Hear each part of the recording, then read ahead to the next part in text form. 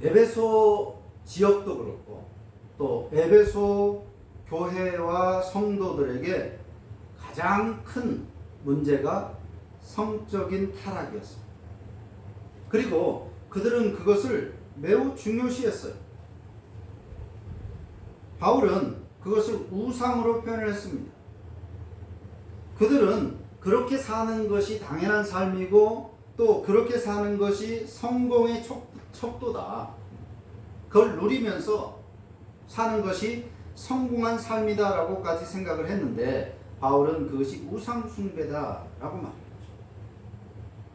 시대마다 우상의 종류는 달라질 수 있습니다. 나무로 깎아 만든 것, 쇠로 만든 것, 혹은 눈에 보이지 않는 것, 다양한 형태로 우상이 존재할 수 있지만 하나님보다 더 사랑하는 것, 하나님보다 더 중요시하는 것, 그것이 인생의 목적이 되고 그것이 성공의 잣대로 여겨지는 그 모든 것들이 우상이 되는 것입니다. 그리고 그는 우상 숭배자가 되는 것이죠. 에베소 지역과 에베소 교회의 사람들에게 있어서 가장 중요한 것은 성적인 문제였습니다. 그것을 죄의식 없이 심지어 그것을 성공한 삶의 척도로까지 여기고 그래서 그것을 우상 숭배라고 표현하고 있습니다. 그 우상이 무엇이든 간에 결국에 어떤 것이든 그것을 숭배하는 목적, 우상을 숭배하는 목적은 그 우상 자체를 위함이 아닙니다. 나무로 무엇인가를 깎아서 만들었습니다. 거대하게 혹은 작게 다양한 크기, 다양한 형태로 만들어서 그것을 집안에 모셔두거나 혹은 마을 가운데 모셔두고 섬기게 됩니다. 그런데 그 우상 자체가 무엇을 먹는다든지 또 무슨 대접을 받을 수 있는 것이 아닙니다. 결국 사람이 만든 것이기 때문에. 그래서 우상 숭배하는 목적은 그 우상 자체가 아니라 자신의 욕구를 채우는 거예요. 자신의 탐욕을 위한 것입니다. 그래서 탐욕은 곧 우상 숭배라고 말하는 거죠. 우상 숭배의 목적은 자신의 욕망을 채우기 위한 것입니다. 그 우상에 자신을 투사한 것입니다. 말로는 우상이지만 그 우상이 곧 나 자신인 거예요. 나 자신을 그 우상으로 만들어 놓고 우상에 투사하고 그 우상을 섬기는 것은 결국에는 자신을 섬기는 거예요. 최초에 사탄이 아담과 하와를 유혹하면서 했던 말이 하나님처럼 된다는 것이었습니다. 선악과를 따먹지 못한다. 왜 그럴까? 그거 따먹으면 너도 하나님처럼 되기 때문이다. 따먹으면 너도 이제 하나님과 갑과 을의 관계가 아니라 같이 하나님과 동등하게 될 수 있다. 이게 사탄의 유혹의 요지였습니다. 즉 등신이 되라는 거죠. 하나님과 동급의 신이 되라는 거죠. 이 사탄의 거짓말에 노란한 아담과 하와 그리고 그 후손으로서의 죄성의 표현이 바로 우상 숭배인 거예요. 자신을 위해서 살고자 하는 것입니다. 때로 교활한 사람들은 탐욕을 인류애니 공동성이니 사회적 기여니 하는 그런 말들로 포장을 하지만 결국 나 자신을 섬기는 것이 모든 인간의 삶입니다. 그것을 종교라는 이름으로 포장을 했고 또 뭐 무슨 신이라는 이름으로 부르지만 그러나 그 내면을 더 깊게 파고 들어가 보면 결국 자신을 섬기는 것입니다. 자신을 위해서 신을 섬기는 거예요. 나 자신. 인간은 본능적으로 자신을 섬기는 우상 숭배자. 이것이 바로 인간의 정체, 인간의 정체성입니다. 자신을 섬기는 것입니다. 성적인 탐욕, 물질과 권력에 대한 탐욕, 그것을 어떤 단어로 표현하든지 모든 인간의 삶의 목적은 탐욕에 있습니다. 자신의 욕망을 채우기 위한 것이 인간이 살아가는 목적입니다. 그 수단으로 신을 섬기는 것이고 종교를 만들어내고 종교를 선택하는 것입니다. 그리고 이에 대한 죄의식은 전혀 없는 것이 그것이 본능에 부합하기 때문입니다. 물이 흐르듯 그게 자연스러운 거예요. 우상을 만들어서 섬기고 또 그 섬김을 통해서 결국은 자신이 복받기를 바라는 이것이 자연스러운 것입니다. 또한 주변의 모든 사람들이 그렇게 살고 있으니까 전혀 문제될 게 없는 겁니다. 심지어 신자가 되고서도 그리스도인이 되고서도 하나님을 그렇게 이용하려고 드는 거예요. 기독교 신앙을 하나님 아이템 정도로 여긴다는 거예요. 지긋지긋한 우상 공작, 뿌리 깊은 죄성의 모습이 인간의 모습으로 보여지는 것입니다. 자, 5절 후반부에서 그리스도와 하나님의 나라 이런 표현을 했는데 그리스도의 나라와 하나님의 나라입니다. 그런 사람들은 그리스도와 하나님의 나라에 합당하지 못한다. 그리스도의 나라는 그리스도의 말씀을 따라 사는 이 세상을 의미하는 것이고 하나님 나라는 우리가 아는 것처럼 장차 몸의 부활로 하나님 앞에 서는 그 나라를 말합니다. 즉 이생과 내세라는 표현이죠. 그리스도의 나라는 이 땅이고 하나님의 나라는 저 세상이고 그런데 그런 사람들 탐욕, 특히 에베소 교회는 성적인 문제에 대해서 전혀 죄의식을 느끼지 못하고 그것을 삶의 목적인 양 살아가고 하나님 신앙도 그것을 위한 하나의 수단으로 여기면서 살아가는 그런 사람들은 그리스도와 하나님 나라에 합당하지 못하다. 하나님 나라를 상속받지 못한다 그랬습니다. 구원받지 못한다는 말입니다. 이 땅에서도 하나님의 복을 받지 못할 뿐만 아니라 죽어서도 멸망에 이르게 된다는 것입니다. 별것 아닌데 탐욕, 욕심 조금 부린 것입니다. 저질스럽지만 모두가 즐거워 같이 기뻐하는 그런 분위기 부드러워지는 그런 말들을 했을 뿐인데 그런 탐욕적인 모습들이 하나님 나라에 들어갈 수 없는 하나님의 복을 받을 수 없는 엄중한 죄라는 것을 바울은 지적합니다. 당시 에베소 사람들, 물론 그 주변 모든 그 시대의 사람들이 그랬겠지만 여자는 단지 쾌락의 도구로만 여겼습니다. 물질과 쾌락, 권력을 누리며 사는 것이 곧 성공한 자의 삶이라고 생각하는 상황이었습니다. 그런 사회에서 그런 사회였기 때문에 죄로 여기지 않는 거예요. 심지어 그리스도인이 되고서 심지어 이 기독교 신앙마저도 그런 성공을 위해서 이용하려고 그들은 생각을 했던 것입니다. 하나님을 믿는 신앙으로 개종했지만 하나님조차도 그런 삶을 도와줄 또 하나의 신으로 여기는 정도인 것입니다. 불신자의 삶 그리고 신자의 삶, 기독교인이 되어서 달라진 것이라면 하나님이라는 아이템을 장착한 거예요. 삶의 목적은 달라지지 않았습니다. 성공. 그 시대의 사람들이 말하는 그 성공을 목적으로 해서 살아가는데 나는 하나님이라는 아이템을 하나 더 가지고 있다. 이 정도가 신자됨의 모습이라 그렇게 생각한다는 것입니다.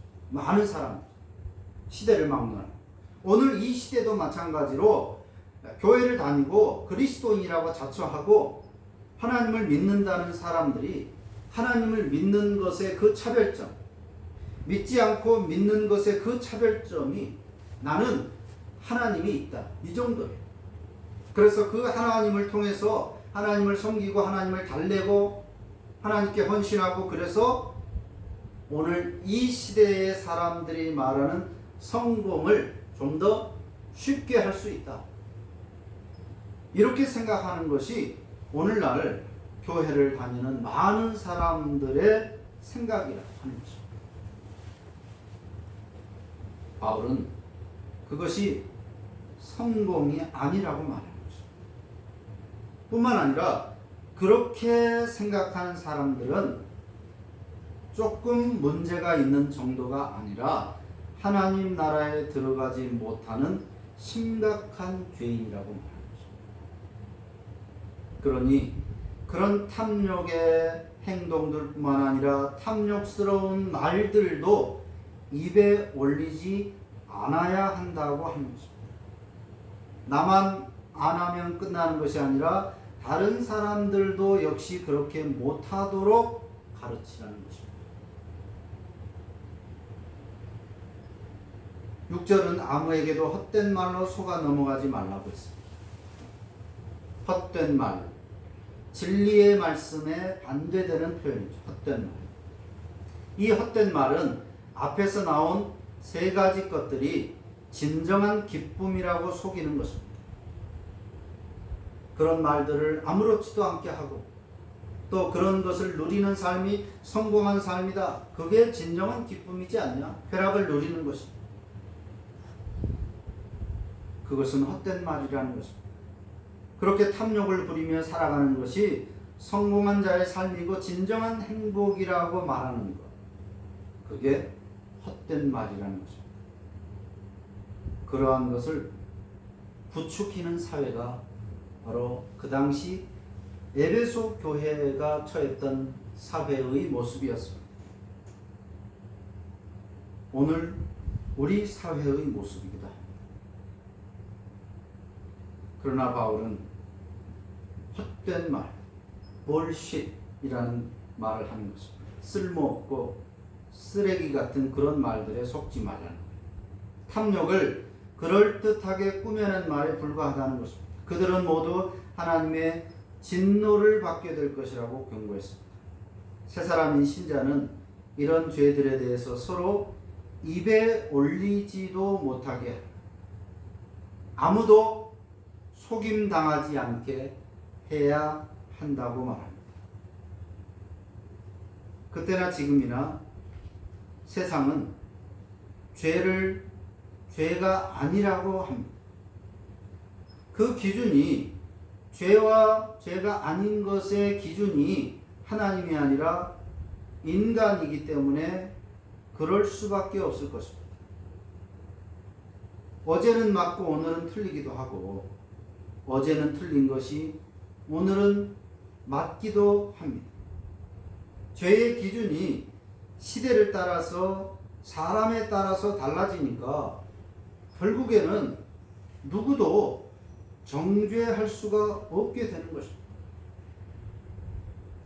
말씀이 아니라 인간의 탐욕을 우선시하니까 그럴 수밖에 없는 거예요. 내로남불이 되는 것입니다. 누가 하느냐에 따라서 그 자체로 진리고 그 자체로 죄가 되고 안 되고가 아니라 누가 하느냐에 따라서 죄가 되기도 하고 죄가 안 되기도 하는, 그야말로 선과 악을 내로남불이 된 그런 시대를 우리가 살고 있는 것입니다. 이제는 노골적으로 권력을 가진 소수의 그 탐욕, 권력을 가진 자들의 소수의 탐욕을 정당한 기준이라고 우겨대고 있는 거예요. 전에는 그것을 죄라고 여겼는데 다른 사람들은 그것을 죄라고 잡아들이기도 하고 벌을 주기도 했는데, 내가 권력을 가지면 내가 하는 그 똑같은 행동, 그것은 죄가 안 되는 것이 되어버린 거예요. 진리가 없어져 버린 것입니다. 내가 기준이고 내가 진리의 잣대가 된 그런 시대가 된 것입니다. 방사능 오염수를 방류했다. 이건 누가 봐도 명백한 사안. 국민의 대다수가 그렇고 전 세계 모두가 그것을 불법이고 도덕적이지 못하고 비양심적이고 옳지 못하다라고 말합니다. 그게 상식적이고 너무나 명확한 사안입니다. 그런데 그런 명백한 사실조차도 피해를 가장 먼저 받게 되는 나라의 정부가 나서서 거짓 뉴스나 선동으로 거짓을 진리인 양 대다수 국민의 안전을 짓밟아 버리는 거죠. 문제가 안 된다는 거예요. 그런데 그 사람들의 생각이 본래부터 그랬다면, 그 사람들의 사고방식이고 판단의 기준이 그랬다면 그나마 양보할 수 있지만, 그런데 불과 1년 전만 해도 입에 거품을 물고 그 방사능 오염수를 방류하는 것은 안 되는 것이다. 이 정부는 그것을 반드시 막아내야 된다. 그렇게 입에 거품을 물고 주장했던, 규탄했던 사람들이 1년 지났는데 아무 설명이나 해명도 없이 말을 바꾸고 더 큰 거품을 물고 찬성을 하고 있다. 이 놀라운 상황을 우리가 어떻게 생각해야 되느냐 하는 거예요. 달라진 것은 없습니다. 그 오염수가 달라진 것이 아니에요. 그리고 그것을 방류하는 장소가 달라진 것도 아닙니다. 단 하나, 권력이 달라진 거죠. 1년 전에는 권력이 없었던 사람인데 지금은 권력을 잡고 있다는 그 차이 하나로 이 명백한 사안에 대해서 전혀 반대의 주장들을 하게 되는 거예요. 인권이니 정의니 자유니 과학이니 그럴싸한 단어로 포장을 하지만 그 포장지 안에는 추악한 탐욕이 또아리를 틀고 있는 거죠. 도무지 이해가 안 돼요. 왜 그럴까? 어떻게 저럴 수 있을까? 이해가 안 되는데 단 하나, 그들의 속에 추악한 탐욕이 자리 잡고 있기 때문에 나의 탐욕을 위해서라면, 나의 기득권을 지키기 위해서라면 이처럼 손바닥 뒤집듯이 말을 바꾸고도 부끄러워하지 않고, 그것이 법이고 그것이 진리고 그것이 선이라고 소리를 높여대는 거예요. 그리스도인은 섬김의 대상이 바뀐 사람이죠. 그래서 이전의 삶은 옷을 벗듯이 벗어버리고 새로운 삶으로 포맷되어야 하는 사람인 것입니다. 모든 것이 나의, 또 나를 위한, 나에 의한, 한마디로 나의 탐욕을 위하여 살았다면 새 사람, 신자가 되었다는 것은 하나님을 위한, 하나님의 의함, 한마디로 하나님의 말씀을 위하여 살기 위한 삶으로 재건축되어야 한다는 의미인 거예요. 신자가 되었다는 것은 성공의 아이템을 하나 더 가졌다는 것이 아니라 이전의 모든 아이템들은 다 벗어버리고 던져버리고 오직 하나님의 말씀만을 위하여 살아가는 사람이 되었다라는 의미인 거예요. 그렇지 않으면 그 사람은 새 사람이 아닌 거죠. 교회를 다니고 있고 기도 열심히 하고 헌신 열심히 한다라고 할지라도 그 삶의 목적과 기준이 하나님의 말씀이 아니라면 그 사람은 아직 신자가 아닌 것입니다. 사탄과 세상은 끊임없이 우리를 속이려고 합니다. 속임을 당하지 않기 위해서는 내 삶이 쓸모없는 무의미하고 허튼 일이 되지 않기 위해서는 진리의 말씀을 내 안에 가득 채워야 하는 것입니다. 진리의 말씀을 내 안에 채우는 것입니다. 왜냐하면 모든 사람들은 인풋이 아웃풋이 되기 때문입니다. 그 사람 속에 그것이 들어갔기 때문에 그것이 밖으로 나오는 겁니다. 들어가지 않은 것이 밖으로 나오지 않아요.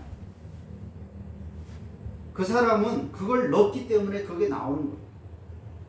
먹은 대로 밖으로 나오는 것입니다. 인풋이 아웃풋이 되는 거예요.